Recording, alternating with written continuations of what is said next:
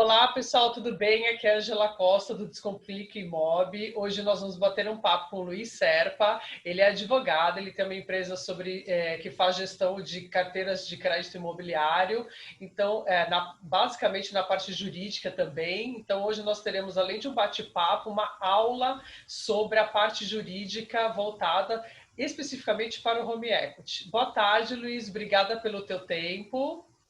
Boa tarde, Ângela. Eu que agradeço a oportunidade de contribuir com o canal. Ah, que ótimo. Muito obrigada pelo teu tempo mesmo, viu, Luiz, que eu sei que é bem corrido. Bom, antes da gente começar o nosso bate-papo, eu sempre peço para as pessoas falarem um pouquinho da vida profissional dela, né? Falar um pouco da carreira, até para quem não conhece, passar a conhecer melhor o entrevistado. Tá. Bom, eu iniciei em crédito imobiliário no ano de 1988. Inicialmente, eu já havia tido contato com trabalhos relacionados a direito imobiliário e a crédito imobiliário. E aí acabei entrando num banco, hoje faz parte do Grupo Santander, era o Banco Noroeste, um banco familiar aqui do estado de São Paulo, né? E que tinha uma carteira, uma carta para operar em crédito imobiliário. E foi minha primeira experiência no mundo corporativo dessa área, né? Comecei na área jurídica de crédito imobiliário, na parte de análise de documentação, hipotecas, não existia, né, em 88 alienação fiduciária, e ali foi o início, né, da minha vida profissional nessa área. Logo na sequência que eu saí do banco, eu fui trabalhar na ABCIP. Durante a época do banco, tive contato também com a ABCIP, com a CRESP, que era uma associação regional das empresas que atuam em poupança e crédito imobiliário. Saí do Banco Noroeste e fui trabalhar na assessoria jurídica da ABCIP, que tinha mudado do Rio de Janeiro para São Paulo. Fiquei ali por alguns anos e, na sequência, montei um escritório em sociedade com outros profissionais da área jurídica, né? Um escritório para prestação de serviços, foi o primeiro service de crédito imobiliário, né? Da época, né? Então, a gente iniciou as atividades do escritório com duas áreas ligadas à crédito imobiliário, a área habitacional, né? A área de contencioso da carteira habitacional e a área de análise e formalização de garantias. Então, fazia toda a análise do processo de crédito imobiliário para aquisição, né? e também para plano empresário, e a formalização desses contratos, todos por instrumento particular. E assim, a vida foi seguindo, depois eu, como uma empresa de service, né? Conduzi aí algumas centenas de milhares de processos, com certeza. Trabalhamos para todos os bancos ao longo do tempo que terceirizaram essas atividades. Esse movimento de terceirização foi decorrente de uma desmobilização das equipes de crédito imobiliário internas dos bancos, né? Pelo advento da extinção do BNH em 1986. Então, quando foi extinto o BNH, as áreas passaram a fazer praticamente só a gestão das operações que já existiam dentro da carteira. Em 93 surgiu uma legislação nova, né, que forçou praticamente os bancos a voltarem a operar em crédito imobiliário. E aí surgiu a oportunidade, pela falta de profissionais treinados para essas operações, né, para atuar nessas operações, surgiu a oportunidade para empresas de service. Então, nós seguimos essa tendência, aí eu me desliguei da ABCIP, fiquei como associado na época, né? E passei a atuar para os bancos que estavam terceirizando essas atividades. E aí foram vários bancos, né? E as atividades também foram se ampliando. Inicialmente eram atividades jurídicas, e aí surgiu a oportunidade para outros tipos de atividade, tipo gestão de avaliação, auditoria de recebíveis, isso já no processo pós-97, né? Depois do SFI, né? Onde surgiu a securitização de recebíveis. Então, as oportunidades também na parte não jurídica foram surgindo e a gente seguiu esse movimento e está aí até hoje. Ou seja, o bichinho do crédito imobiliário picou você, você não está curado e vamos que vamos. Então, como eu te falei, é uma história que oficialmente iniciou em 88, eu nem formado era, né, nem tinha feito, minha formação é jurídica, né, sempre muito ligado a essa área de direito imobiliário, direito bancário, né. Então, a experiência começou um pouco antes, quando eu tive uma oportunidade de registrar contratos de repasse. Então, assim, o meu primeiro contato com o crédito imobiliário nem foi um contato jurídico. Eu nem sabia que ia seguir essa carreira. Mas eu fazia uma ponte entre uma instituição financeira e o cartório de registro de imóveis. E ali foi o primeiro contato. Aí foi sendo uma tendência, porque você vai conhecendo pessoas do mercado, elas vão te indicando, conhecem o teu trabalho e acabou acontecendo do meu primeiro contrato, né, CLT, vamos dizer assim, ser uma instituição financeira de crédito imobiliário. E o E crédito aí, imobiliário é muito dinâmico, né, Luiz? Assim, você aprende exato, muito. É claro que você é mais especialista na área jurídica, porque você se formou em direito e tudo mais, mas o crédito imobiliário você conhece a empresa inteira. Eu falo que você sim, conhece desde do comercial até sim, contabilidade, back-office, tudo, tudo. Então é muito porque rico para tudo está você. ligado. Na É, é, verdade, na verdade, essa operação ela é toda interligada.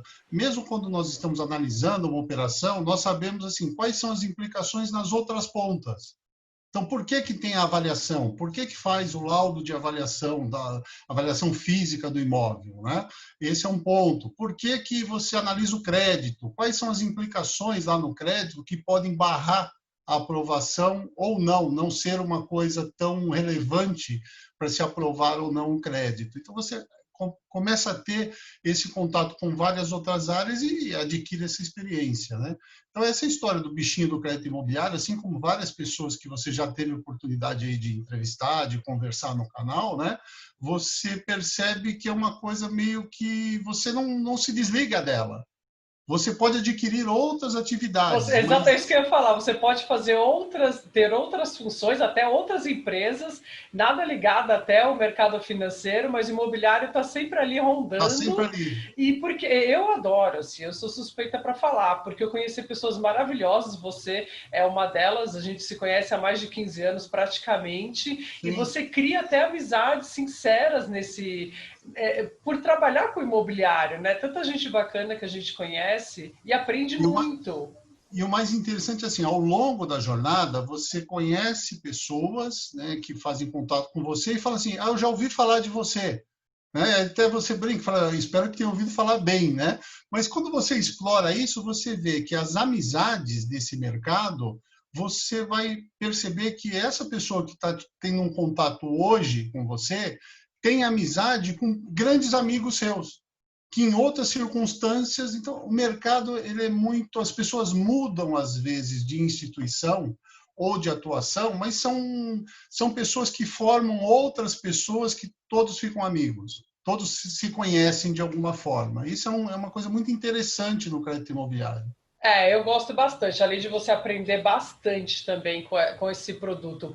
Aí, assim, Luiz, agora falando especificamente do home equity, porque o canal, a ideia é falar um pouco de tudo, mas como o home equity está na crista da onda novamente, eu estou focando mais nesse produto, assim. A parte jurídica, ela é complexa dependendo do processo ou de cada cliente, né? E tem umas Sim. perguntas que às vezes os clientes fazem ou surgem no meio do processo que até eu que trabalho há muito tempo com isso, eu falo, nossa, e agora, né? O que eu vou responder? Para você Uhum. que praticamente dá aula dessa área, né? Você faz contratos há anos, você sabe muito mais do que eu. Por exemplo, umas perguntas simples, assim, quando aparece, eu tenho um imóvel, tá? Adquiri antes de casar, casei, estou casado em separação total de bens, vou adquirir um crédito com garantia do imóvel, meu marido não vai participar da renda, mesmo assim ele tem que assinar o contrato. Sabe esse tipo de pergunta? Mas por quê?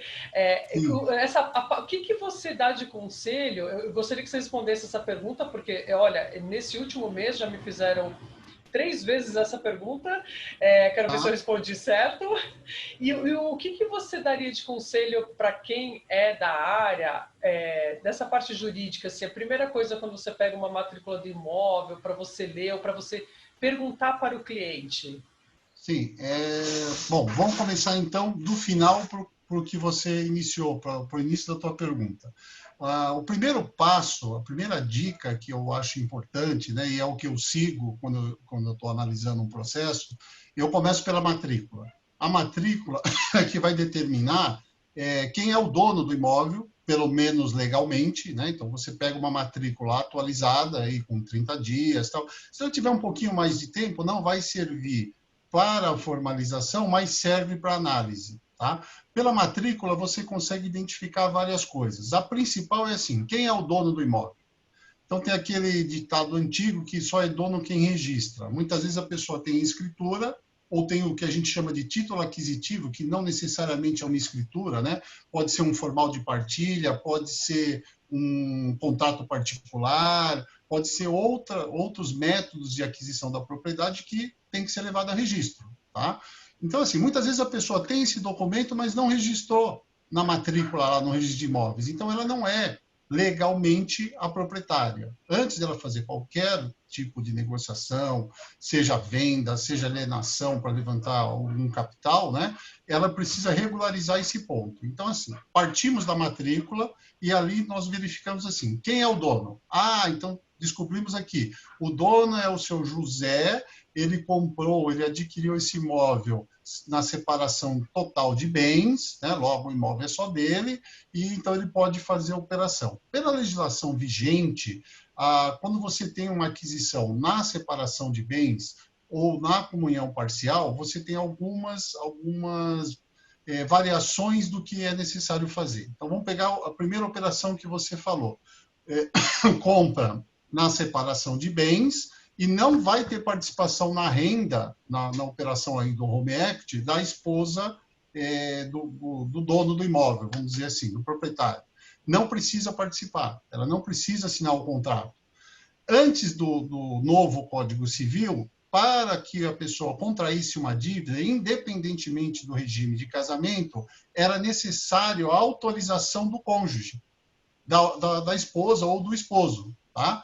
Pelo Código Civil atual, vigente, não é necessário nessa situação. Então, assim, às vezes as pessoas, as instituições podem pedir isso, mas isso não é uma necessidade. Porque Ainda esse pedem, imóvel, Luiz, sabia? Ainda alguns pedem, pedem. Olha, é uma ótima informação, assim, e para quem for assistir também. Inclusive, o último contrato que eu acabei de fechar é nestas condições, e a instituição solicitou que a esposa comparecesse no contrato. se não está compondo renda, não faz sentido, tá? Pela legislação atual, Interessante. tá? Então, mas Depois a até instituição ela solicitou e a esposa assinou. é que normalmente as pessoas falam, tudo bem, eu posso assinar, tal, mas vamos dizer que fosse uma situação onde o proprietário ele não quer, ou a proprietária não quer nenhuma participação do cônjuge, entendeu? Então aí você cria um problema. A pessoa fala, não, eu não quero nem que ela saiba que eu estou fazendo isso com o meu imóvel, tá? No passado era necessário, precisava fazer o que a gente chama de outorga uxória, né? A mulher ia lá e concordava, ou o marido ia lá e concordava com essa alienação. Hoje ele pode até vender o imóvel, Nossa, Luiz, por independente de isso que uma... no início da nossa conversa eu falei que não seria nem um bate-papo, seria uma aula. Eu já ganhei uma lição aqui. Depois você até me passa onde está o isso no novo fundamento. código, Sim, porque, olha, é uma informação super útil e as instituições, eu vou te falar, continuam solicitando, tá? É, sim. Eu acho que em muitas operações existe um excesso de zelo, vamos dizer assim, para não ter questionamento. Então, aquela história, eu peço tudo, eu peço o máximo de coisas, né? E vou flexibilizando à medida que é necessário ou que o cliente vai questionando se isso realmente é necessário ou não, tá? Então, esse é um ponto. pode ser, Então, Luiz, mesmo assim, porque, assim, você que é advogada, você sabe melhor do que eu. O nosso jurídico, aliás, o jurídico como um todo, ele tem diversas interpretações. Então, como o crédito com garantia do imóvel, convenhamos, ainda é um produto novo, as instituições ainda acabam, elas flexibilizaram super o processo, a documentação, o checklist e tudo mais. Mas acho que em ainda alguns pontos as instituições preferem ser mais conservadoras ainda. quando você tem, existem algumas variações, como eu te falei. Quando você tem um imóvel adquirido na comunhão parcial, quer dizer, a pessoa era solteira e depois ela se casa com alguém na comunhão parcial. Esse imóvel não se comunicou com o patrimônio do casal. tá? E aí ele vai fazer uma operação ou de venda ou até de crédito, né, com garantia de imóvel. O cônjuge participa assistindo, dizendo assim, olha, eu sei que ele está fazendo isso. Em linhas gerais, é isso que acontece. Eu sei que ele está fazendo isso e não me oponho, mas ele não é vendedor, ele não é alienante, ele não é devedor fiduciante, tá? Porque o imóvel é só do marido ou da esposa, de quem o adquiriu. Isso acontece nos casos de doação, muitas doações são feitas, inclusive, para parentes já casados e com reserva de que esse imóvel é só daquele que eu estou doando. Ele já é casado, por qualquer regime, tá? Em qualquer regime. Ele já é casado e a doação vem com uma cláusula de incomunicabilidade. Este imóvel eu estou doando só para esse aqui, não estou doando para o casal. E eu posso doar para o casal também. Então, assim, quando você fala que as pessoas pensam, a legislação vai se atualizando e os processos são muito simples. Eles são relativamente simples, porque existem detalhes na legislação que precisam ser analisados por um profissional que detém esse conhecimento. Sensacional, Luiz. Olha, essa daí até eu ganhei uma lição aqui. Nossa, muito bom.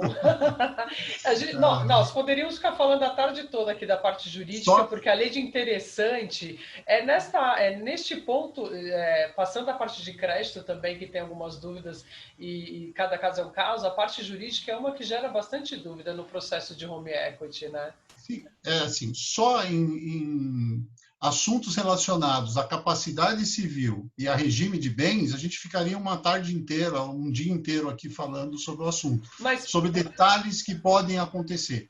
Mas para isso, agora vamos fazer a nossa propaganda do curso, do Eduque Imóvel. Né? Para isso tem um módulo completo só do Luiz conversando e ensinando sobre a parte jurídica de home equity, né, Luiz? Que está sensacional. Agora sim, Luiz, você vive também home equity desde sempre?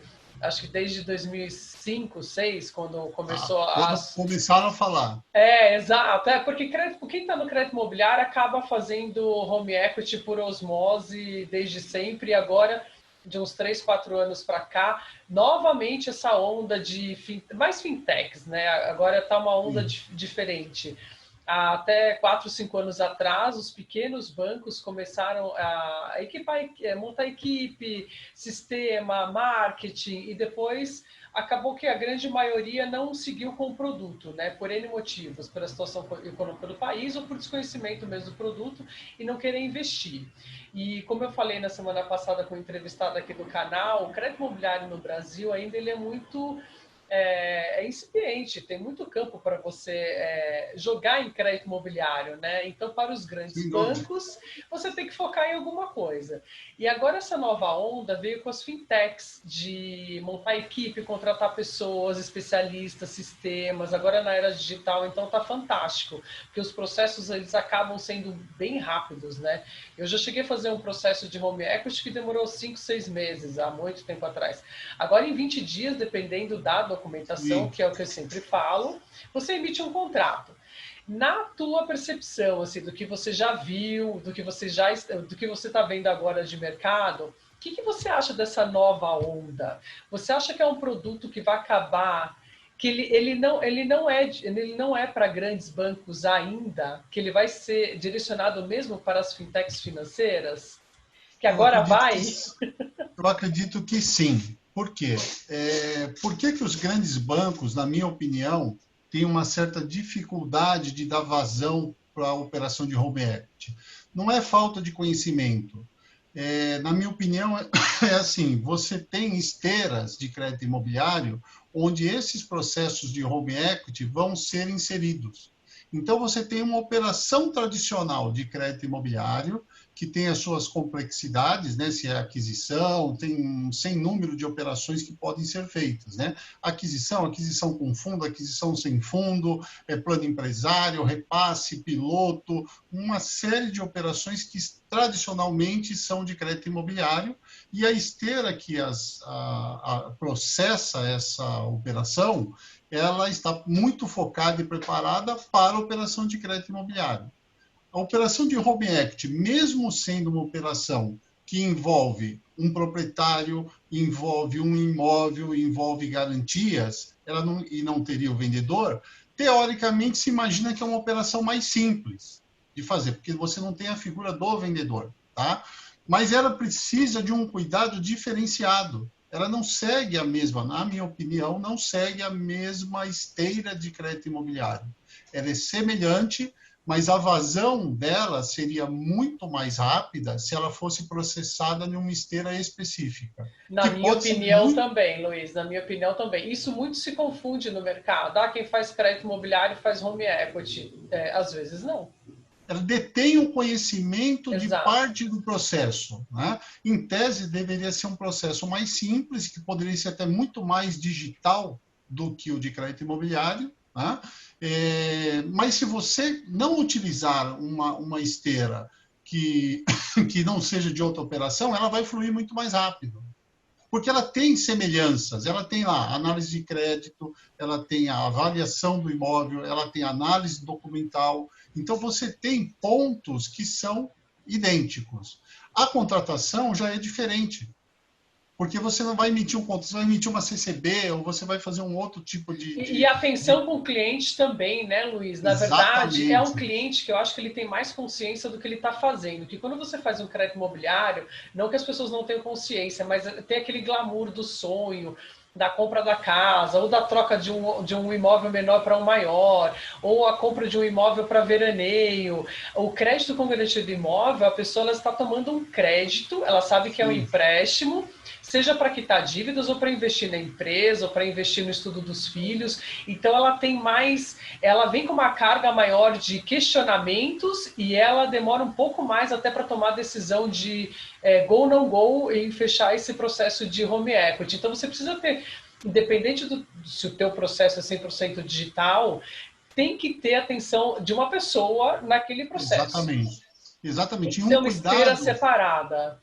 E um cuidado que eu entendo muito necessário de compreensão, que é assim, quando você está fazendo um crédito imobiliário, você está comprando um sonho. Você não tem um imóvel, você tem algum recurso e você vai lá e compra esse imóvel. Olha a diferença para o home equity. Você tem o imóvel, ele já é seu. Ele é o bem de família, é o bem de raiz, assim, é o sonho de todo mundo, né, que a gente conhece, é ter a casa própria. Aí ele vai pegar esse bem, vai levantar um dinheiro e esse bem que já era dele é transmitido, ainda que temporariamente, para o credor. Imagina a situação emocional desse cliente, é completamente diferente do que está adquirindo. Exatamente, é o que eu falo, assim, as empresas investem muito em marketing, digitalização, mas assim, não pode esquecer que tem que ter pessoas, tem que ter suporte. Sim. Né? Tem que ter suporte, porque é um processo, tanto um quanto o outro tem que ter o suporte, mas o home equity é o que você acabou de dizer, é um bem que você já tem, e na verdade você está transferindo para um terceiro para ter um recurso financeiro vivo, né, para ter dinheiro, para investir ou para quitar a dívida. Mas você acha que essa nova onda aí que chegou vai ficar? Agora vai? Porque olha, eu trabalho com esse produto há mais de uma década, você é testemunha disso. Por quantos bancos menores eu passei e todos entusiastas do produto, até eu tive acesso a bancos que conversava direto com o dono do banco, de tão pequeno que era o banco, e você fala, agora vai, né? Se o sócio proprietário da empresa está tão entusiasmado deseja, assim, né? E no fim acabou caindo por terra. E é um produto fantástico. A pandemia mostrou isso, assim, pequenas e médias empresas, empresários, autônomos ficaram sem linha de crédito, até porque ninguém sabia o que ia acontecer, e todo mundo correu para o home equity, que é um crédito com uma garantia real. De fato, se você chega no limite ali do leilão, tem um leilão e ainda sobra dinheiro, né? Sim, sim. É porque nenhuma linha, nem as que o governo aparentemente colocou à disposição durante a pandemia, realmente foram eficazes.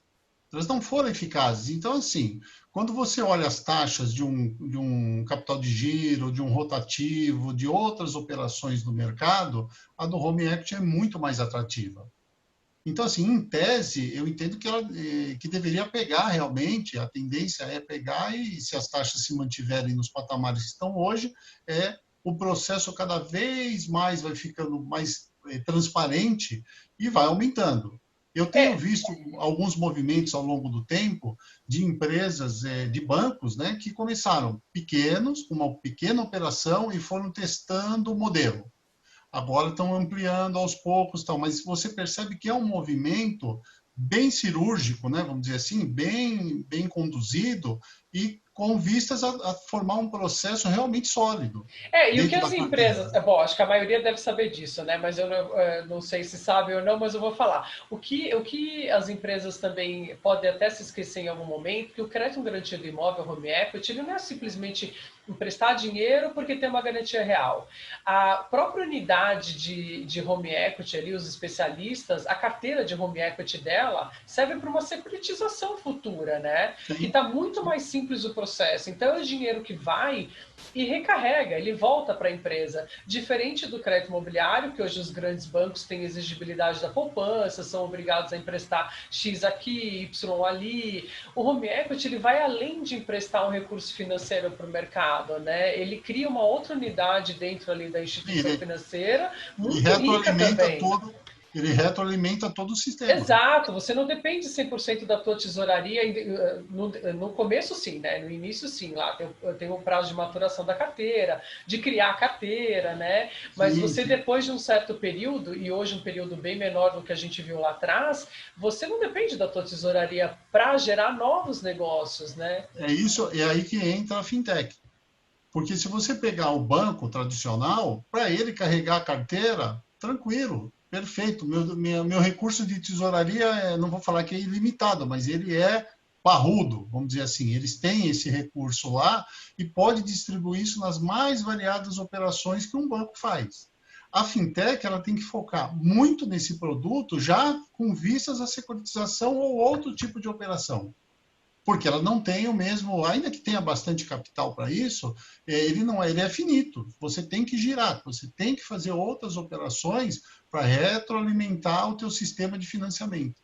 É verdade, Então, Luiz. funge. É uma outra visão do que eu conversei outro dia com o Luffy da UCI, que ele comentou que para os grandes bancos tem o crédito imobiliário, ainda tem muito espaço para você trabalhar, e tem as outras linhas de crédito também que você fica naquele em cima do muro, né? Como é que você vai incentivar uma linha de crédito muito mais barata e o que você vai fazer com as Sim, outras? Você você concorre, eu não você sei está se predando. mas eu não sei se é lenda urbana ou não, porque olha só, eu acho que é um pouco de lenda urbana. Você vai acabar, matando uma parte dessa carteira daquele cliente que está carregado em tudo e ele vai optar pelo home equity, mas uma outra grande parte, a gente sabe que tem, nossa, brasileiro aqui é o que não falta, né? Pessoas no Brasil que não faltam. Ela nunca, assim, nunca diga nunca, mas ela não vai partir para o home equity, ela vai continuar utilizando, sei lá, uma semaninha de cheque especial, um Sim. CDC para comprar um veículo. Então, eu acho que é um pouco dos bancos olharem isso, tirar esse ranço de, vou matar minhas outras linhas de crédito. Não, sem Mas essa contar outra que visão que você falou da tesouraria também é interessante. Sem contar que, para parte desses clientes carregados em outras carteiras, o melhor para o credor é ele matar um pouco desse risco. Então, faz sentido para os dois lados. Faz sentido para o credor, que ele tem um cliente lá carregado em várias carteiras que pode dar um PDD, alguma coisa assim, né? E ele tem essa capacidade de ajudar esse cliente a ficar menos carregado. Ele sempre vai consumir, como você falou, alguns outros produtos. Então, assim, seria uma forma até interessante de você garantir que o teu cliente continue sadio do ponto de vista financeiro e sendo um bom cliente para você na operação. Então, você descarregar um pouco, diminuir um pouco do custo dele nas outras operações é uma coisa inteligente. É verdade. Olha, eu ainda sou otimista com esse outro lado do mercado, ainda que ainda não senti o glamour do home equity, mas uma hora vai. Mas as fintechs, elas acabaram ocupando um espaço sensacional também. Espero que elas continuem investindo cada vez mais aí, porque é bom para a gente que trabalha com isso há tanto tempo acho que até então eu não tinha visto esse movimento tão assim, mais firme, né? Porque era um pouco de abrir e fechar unidades de home equity em pequenos bancos e médios pequenos bancos. Em menos de um ano, dois, a equipe toda era distribuída para outras funções ou desligada. As fintechs, acho que há 3 anos eu vejo esse movimento mais consistente, assim, né? Então, eu fico feliz por isso também, por esse movimento do mercado. E agora tem mais divulgação do que antes, né? A ideia do canal também e da nossa parceria lá com o Fábio da EduqueMob é disseminar conhecimento, né, Luiz? Porque falta jogar informação para o mercado. O consumidor final ainda está perdendo um pouco do medo de alienar o imóvel. E às vezes a pessoa acaba perdendo o próprio imóvel porque vende por um valor bem abaixo do que valeria para poder quitar a dívida. É um crédito inteligente, né? E para muitas pessoas que têm imóveis à venda e precisam de um capital, até que ele faça essa venda, é uma solução inteligente também, interessante. Que ele faça um home equity, é lógico, se as questões de crédito, né, de aprovação de crédito permitirem, renda, é interessante que ele faça e venda o imóvel com mais calma. Exatamente, Luiz. Ainda mais hoje em dia, porque o mercado depois da pandemia, ninguém mais sabe direitinho como essa parte vai caminhar, né? Você pode vender um imóvel em 6 meses, um ano ou 2 anos, né? Então, se a pessoa tiver uma condição de crédito, uma capacidade de pagamento, ela faz dinheiro e depois vende o imóvel com calma e da forma, do valor que ele tem que ser vendido, né? É Tá, verdade. joia. Luiz, assim, agora, para 2021, assim, o que você acha que hoje não tem no mercado, que você vê e fala, poxa, isso poderia sair do papel, né? Que não é tão complexo. Qual que é a tua expectativa para 2021? Hoje eu vi no jornal pela manhã que o IPCA, por exemplo, a projeção é que será negativa, a maioria dos contratos estão sendo corrigidos pelo IPCA, já é uma boa notícia para Sim. quem vai tomar esse crédito. Qual que é a tua expectativa para 2021? Esse crescimento em home equity, ele continua? A taxa de juros, nós já sabemos que o patamar, no máximo, se subir a Selic, vai para 3%, que não é tão alto assim, né? Então, um Ainda é incentivo controlável. é um bom incentivo para quem quer tomar crédito. O que você acha para 2021? O que você espera? O que você Eu gostaria? espero que o processo de home equity continue, né, se solidificando e tenha um aumento. Eu acho que eu acredito muito nisso, que a tendência de contratações dessa operação, agora que o mercado está mais claro, mais maduro, com a participação das fintechs também, que é muito bem-vinda, na minha opinião, até porque você gera dentro do mercado uma competição sadia em relação a taxas. Eu tenho analisado aí ao longo do tempo operações já de troca, não são portabilidades, não é portabilidade, mas operação de compra de dívida em home equity. Então, assim, eu já começo a ver esse movimento de operações que aconteceram há alguns meses, ou lá no início do processo, né, tendo uma compra por outra instituição. Então, você vê assim, o processo está cada vez mais maduro e eu acredito que ele vai se tornar cada vez mais sólido e vai aumentar, porque é uma boa oportunidade, um processo uma decisão bem tomada pelo cliente, né? Faz com que ele consiga resolver problemas, fazer investimento, realizar sonhos também, num prazo que em qualquer outra operação que ele fizesse, ele teria um prejuízo, vamos dizer assim, do ponto Hoje de já vista tem empresas de taxa. financiando até 60% do valor do imóvel para 240 meses. Claro, Sim, depende tudo do score de crédito do cliente, capacidade de pagamento, mas tem. Eu posso ter esse sim, benefício, você também pode. E é sim, é bom lógico. porque a parcela mensal, ela, apesar da grande maioria que está bem antes do prazo total de financiamento, mas no início, se o cliente está precisando de um recurso financeiro, o valor da parcela ele conta muito, né? Isso também não tinha há Sim. 4, 5 anos atrás, né? Porque já permite logo de cara ele ter pelo menos por um período, né, um conforto e uma reprogramação do custo dele mensal. Então, isso ajuda na operação também. Reorganização financeira, né, Luiz? Essa Tudo volta para reorganização. reorganização financeira. Sim, sem dúvida. Está sempre Ah, ali. Outra coisa que eu acho muito interessante aí na operação de home equity é a possibilidade de analisar situações que em outras carteiras você não consegue, né? Então, por exemplo, o cliente tem alguns problemas, aí você vai olhar a documentação e você vê que eles são problemas que conseguem ser resolvidos, que não impedem um crédito. Né? Então, assim, essa dinâmica é muito importante até para quem trabalha com isso. Então, por exemplo, o correspondente ou a equipe lá interna do banco comercial, né? Qual é o gancho que eu acho importante olhar? Né?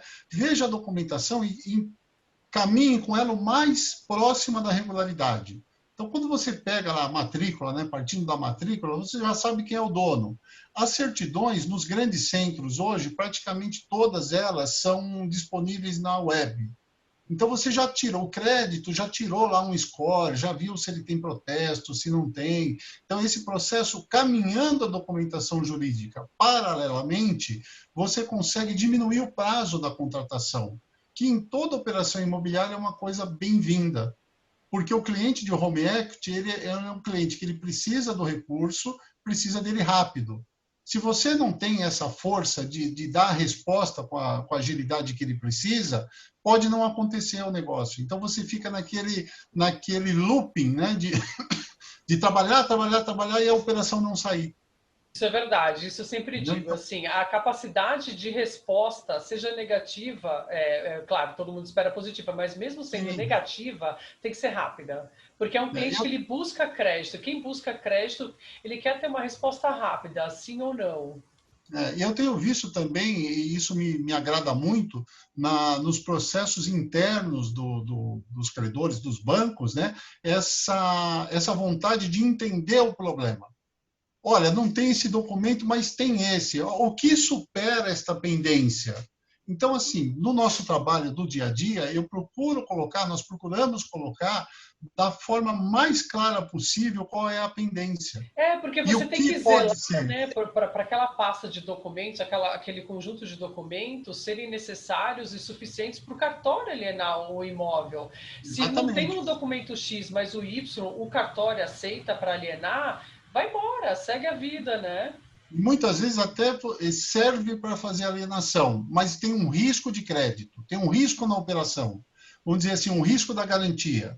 Então, assim, eu analisei isso de uma forma com que o credor, o banco, né, está bem garantido, a garantia está bem constituída, isso é fundamental. Tá? Mas quando existe uma pendência no processo, se você não esclarece isso da forma mais simples possível, de um entendimento mais simples possível, você está prestando um desserviço. Você está fazendo o seu trabalho como profissional, você está dizendo que tem uma pendência, mas aí você escreve com um linguajar que só um par seu entenderia. E normalmente a pessoa que está lá na ponta, ela não entende isso, seja o comercial do banco, né? Seja o próprio cliente, ele olha e fala assim, tá, mas o que é isso aqui? As famosas, vamos chamar assim, todo mundo conhece essa expressão, a certidão de objeto e pé. Mas o que é isso? Né? Quando você pode falar assim, olha, existe um processo aqui em seu nome e eu preciso saber qual é o valor da ação, né? Por que a ação existe, né? O que estão questionando, né? E em que fase está. Em que fase está? Já tem É falar julgado, não tem julgado? a nossa linguagem também, né, Luiz? Porque tirando a Exato, nossa parte profissional, nós também somos clientes, né? Nós também somos sim. tomadores, né? É vir para o nosso mundo como cliente, de fato, né? Exatamente. Era isso, Luiz. Assim, adorei o bate-papo com você. Nossa, sério, eu ficaria horas, Estou horas e sempre à horas disposição. conversando com você. Assim, adorei as dicas, elas serão muito bem-vindas. Assim, a parte jurídica é uma parte que as pessoas têm, cada caso é um caso, e aí tem várias dúvidas, e várias, como você já mencionou, são sanadas com outros documentos. A legislação está sendo atualizada, e é isso que a gente espera, cada vez um processo mais clean, mais fácil. Agradeço o teu Sim. tempo. Assim, não tenho mais o que agradecer da sua parte, porque eu adorei o nosso bate-papo aqui. Ah, legal. Estou sempre à disposição para o pessoal que assistir, tiver dúvidas, manda manda as perguntas para você, na medida do possível a gente vai dando um retorno, vai respondendo. Eu acho assim saudável para todo o sistema, para todo o processo, que existam esses canais de comunicação. E é importante para a gente também, porque muitas vezes no dia a dia acontecem coisas que a gente já conhece e às vezes uma dúvida não está dentro disso. Então é sempre bom atualizar, né, e poder ajudar, contribuir. O que a gente quer é que realmente o processo aí, a operação de home equity, assim como a de crédito imobiliário, continue aí prosperando, se solidificando e aumentando em seus volumes aí. Tá ótimo, Luiz. Até mais, viu? Bom, até Obrigada pelo teu mais. tempo. Por nada, Tchau, disponha. tchau.